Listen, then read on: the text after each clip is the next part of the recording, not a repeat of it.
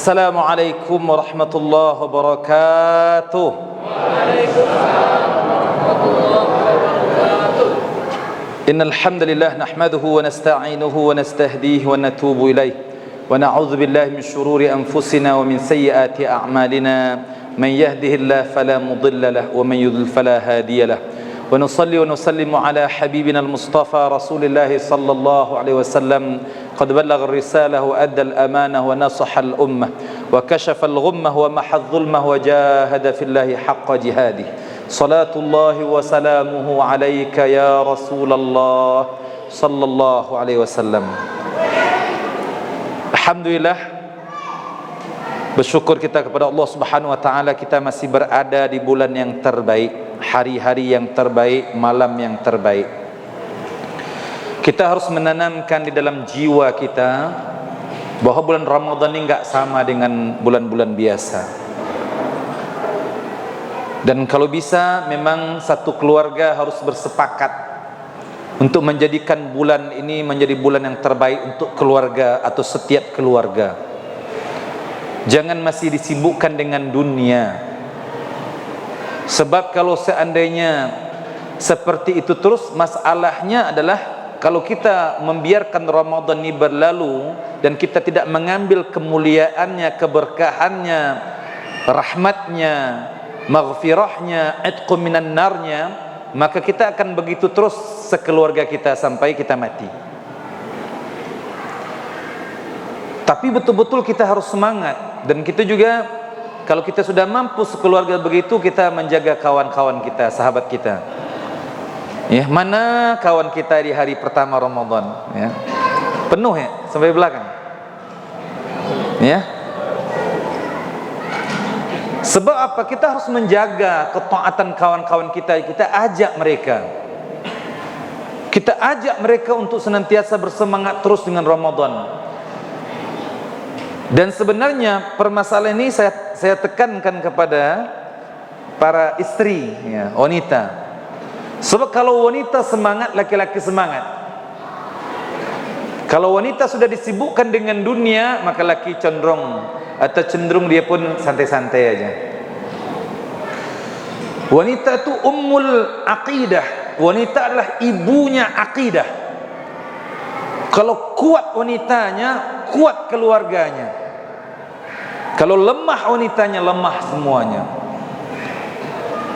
Ya, Ustaz perhatikan, ya, dalam 2 malam terakhir ini sudah menurun, ya, infak sedekahnya.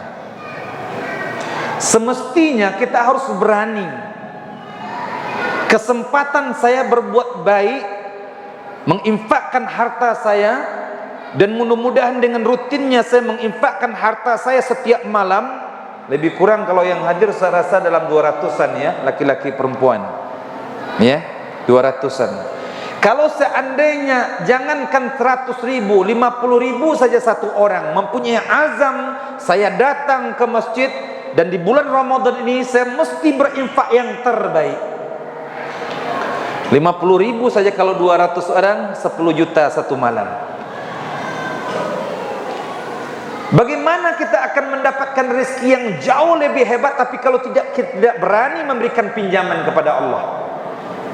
Dan bahkan Allah Subhanahu wa taala mengajak kita, wa anfiqu mimma razaqnakum min qabli an ya'tiya ahadakumul maut fayaqula rabbi laula akhartani ila ajalin qarib fa asaddaqa wa akum minas salihin. Kata Allah, infakkanlah rezeki yang kami telah berikan kepadamu, mimma razaqnakum. Sebab semua rezeki ini Allah yang ngasih. Infakkan rezeki yang telah kami berikan kepadamu. Sebelum datang kematian, setiap orang akan mengatakan, hai Tuhan, tangguhkan kematian, saya akan menginfakkan harta saya akan bersedekah. Sedekah yang terbaik, afdalus sedekah sedekah Ramadan. Sedekah yang terbaik sedekah di bulan Ramadan. Sama nilainya dengan yang wajib. Wa ma anfaqtum min syai'in fahuwa yukhlifuh. Setiap pribadi mukmin muslim dia yakin bahwa setiap harta yang diinfakkan pasti Allah ganti dengan yang lebih baik. wa huwa khairur raziqin, sebab dia yang maha terbaik dalam memberikan rezeki. Jangan kita memiliki sifat pengemis. Rasulullah tidak mengajarkan kepada umatnya untuk mengemis, untuk senantiasa menerima. Harus banyak memberi. Kalau setiap diri sudah menerima, ingin menerima, oh nanti saya akan dikasih. Kalau sudah memiliki sifat pengemis begini, dia nggak akan dikayakan oleh Allah Subhanahu wa taala. Para sahabat Nabi itu ketika terjadinya keperluan Islam, peperangan contohnya atau apa saja keperluan Islam, maka mereka berlomba-lomba untuk menginfakkan hartanya. Orang yang miskin pun dia memberikan infak yang terbaiknya. Kalau dia memiliki hanya 2 kilo korma ajwa, 2 kilo korma itu yang diinfakkannya. Setiap pribadi ingin berinfak. Sebab kata Nabi sallallahu alaihi wasallam, apa yang paling kuat di alam ini wahai Ali? Kata Ali, gunung. Sebab kalau gunung bergoncang dunia, bergoncang semuanya. Kata Nabi, ada yang lebih kuat daripada gunung? Besi bisa menembus gunung. Rumah-rumah yang baru sekarang ini banyak dibangun di atas gunung, ya. Ada yang lebih kuat daripada besi, api bisa memamah besi, melumatkan besi. Ada yang lebih kuat lagi daripada api, yaitu air bisa memadamkan api. Ada yang lebih kuat daripada air, udara, angin, dia bisa menghilangkan air.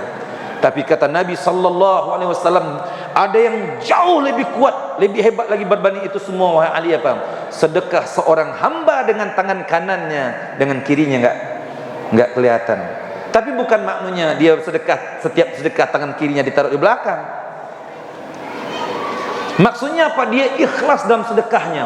Dan Allah menjanjikan orang-orang yang berani menginfakkan hartanya, in tuqridullaha qardan hasana fayudha'ifahu lahu ad'afan katsirah. Siapa yang berani memberikan pinjaman kepada Allah, terkhusus di bulan Ramadan, bulan yang terbaik, maka Allah akan mengembalikan pinjaman itu dengan yang jauh lebih baik.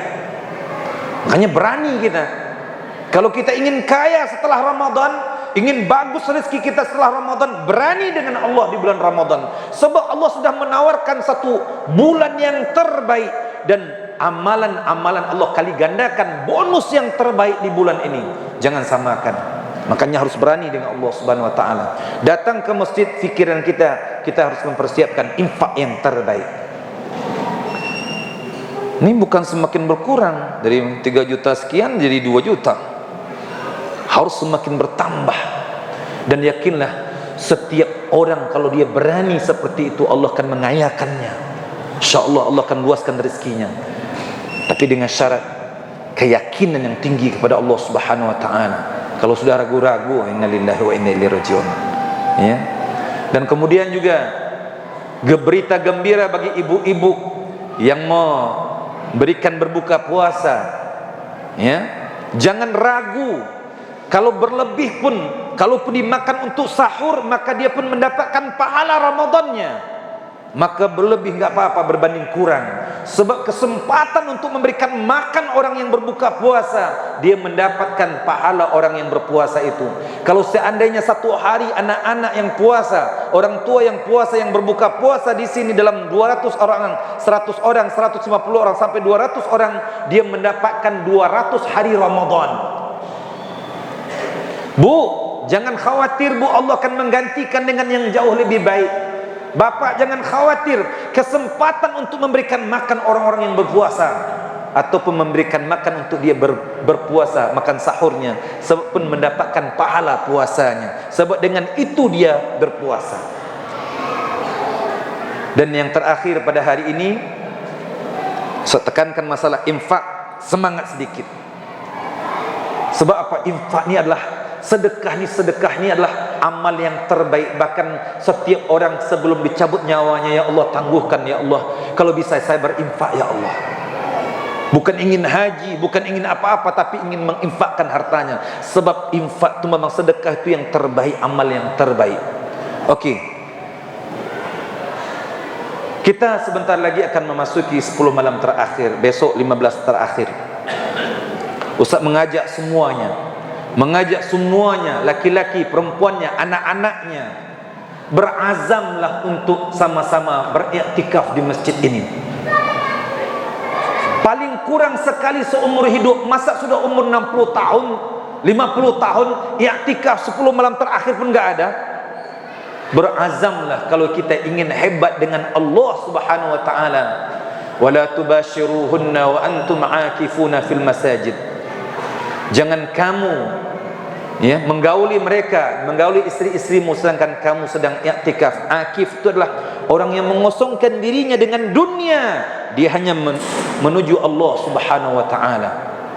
Kalau dia berani 11 bulan dia telah dengan dunia, 11 bulan dia telah dengan keluarganya, 11 bulan sudah dengan segala macam permasalahan-permasalahan dunianya, tapi 10 malam ini dia betul-betul mengosongkan dirinya daripada dunia. Dia hanya dengan Allah. Kalau dia dekat dengan Allah, kalau Allah sudah memberikan ketakwaan kepadanya, apa yang dia tidak akan dapatkan? Sayang kalau seandainya malaikat Jibril turun dan malaikat-malaikat yang lain turun, lalu menetapkan pada malam itu rezekinya, jodohnya, umurnya, cara matinya ditetapkan pada malam itu. Fi kulli amr, kalau seandainya dia tidak mendapatkan malam yang terbaik itu. Dan sebaliknya, kalau dia tidak mendapatkan malam yang terbaik, dia mendapatkan laknat Allah Subhanahu wa taala. Seperti mana malaikat Jibril berdoa, celaka seseorang yang Ramadan datang dan kemudian dia bersama dengan Ramadan, keluar Ramadan tidak ada perubahan sedikit pun dalam dirinya. Celaka orang ini, kata malaikat Jibril, dan diaminkan oleh baginda sallallahu alaihi wasallam. Itu permasalahannya. Kalau aman-aman enggak masalah. Permasalahannya kalau kita enggak bersungguh-sungguh, celaka, kata malaikat Jibril. Makanya Ustaz mengajak semuanya, kalau bisa kita ramaikan 10 malam terakhir nih, 15 malam lagi insyaallah enggak terlalu lama, kita bersungguh-sungguh untuk Allah Subhanahu wa taala, dan Allah akan membalasnya untuk diri kita sendiri. Mudah-mudahan sedikit memberi pemberian semangat ini, mudah-mudahan bertambah semangat kita untuk menginfakkan harta kita, untuk memberikan makan orang-orang yang berpuasa, dan kemudian untuk mempersiapkan diri kita untuk i'tikaf. Paling kurang di 10 malam terakhir itu, dia malam-malam yang ganjil, kita datang dengan keluarga kita, anak-anak kita untuk beriktikaf. Sebab Nabi sallallahu alaihi wasallam idza jaa al-ashr al-awakhir min Ramadan shadda mi'zarah wa aiqadha ahlah wa ahya layalah. Nabi sallallahu alaihi wasallam kalau sudah mendekati 10 malam terakhir, Nabi bangunkan keluarganya, Nabi kencangkan sarungnya, dia tidak mendekati istrinya, dan dia bangunkan anak-anaknya, dia hidupkan malam itu. Dan kalau seandainya setiap keluarga seperti ini, tentunya setiap keluarga mendapatkan ketakwaan. Kalau sudah mendapatkan ketakwaan, satu negeri itu, walau anna ahlal qura amanu wattaqau la fatahna alaihim barakatin minas sama'i wal ard. Kalau satu negeri betul-betul beriman dan bertakwa kepada Allah, kami turunkan keberkahan daripada langit, hujan yang tidak menyebabkan banjir, daripada bumi pertanian yang cantik, perniagaan yang indah. Allah Subhanahu wa taala akan memberikan itu semua. Tapi dengan syarat betul-betul kita beriman dan bertakwa kepada Allah Subhanahu wa taala. Mudah-mudahan sedikit pencerahan ini, semakin sedikit pemberian semangat ini, sama-sama kita bersemangat di 10 malam terakhir nanti untuk kita beriktikaf sama-sama. Dan ingin saya sampaikan juga kepada jemaah semuanya, ajaklah tetangga-tetangganya untuk iktikaf, untuk berjibaku untuk mendapatkan malam al-qadar. Dan insyaallah insyaallah 10 malam terakhir nanti kita mencoba untuk bermunajat yang terkhusus malam-malam ganjil kita qiyamul lail, dan kita bermunajat dan kita berdoa dan menangis kepada Allah Subhanahu wa taala. Insyaallah saya akan memimpin nanti. Sahur jam berapa di sini terakhir? Jam 4 udah habis ya. 4.20, subuh 4.20. InsyaAllah kita jam 3 kita mulai, atau setengah 3 kita sudah mulai salat malam. Kita bermunajat, kita salat sunat taubat, kemudian kita salat sunat hajat, kemudian diteruskan dengan salat tambahan tarawihnya atau tahajudnya. Kemudian kita bermunajat di antara salat-salat itu, kita menangis kepada Allah Subhanahu wa taala, kita cairkan dosa-dosa kita dengan tangisan kita kepada Allah Subhanahu wa taala. Sebab kata Nabi, kalau kita melakukan dosa, tidak bisa dihancurkan dosa itu melainkan dengan 2 api. Yang pertama api penyesalan, yang kedua api neraka. Mudah-mudahan kita dengan api penyesalan kita bermunajat. Ajaklah semuanya, terkhusus di malam-malam yang ganjil. InsyaAllah nanti kita akan bermunajat dan kita sama-sama mendekatkan diri kepada Allah Subhanahu Wa Taala. Ajak anak-anak kita. Yang enggak apa-apa, sebenarnya ramai itu jauh lebih baik. InsyaAllah. Jangan khawatir dengan suara anak-anak. Suara anak-anak tu dia ibaratnya kayak kipas berbunyi, ya, biasa aja, ya. Itu biasa. Tapi kebiasaan, suasana yang dia rasakan, suasana ketaatan yang akan dia rasakan itu yang akan terpatri nanti di otaknya ataupun di hatinya nanti, insyaallah. Itu saja. Subhanakallahumma bihamdika asyhadu an la ilaha illa anta astaghfiruka wa atubu ilaik. Wal 'asr innal insana lafi khusr illa alladhina amanu wa 'amilus solihat wa tawassaw bil haqq wa tawassaw bis sabr wa billahi taufiq wal hidayah wal ridha wal inayah. Wassalamu alaikum warahmatullahi wabarakatuh.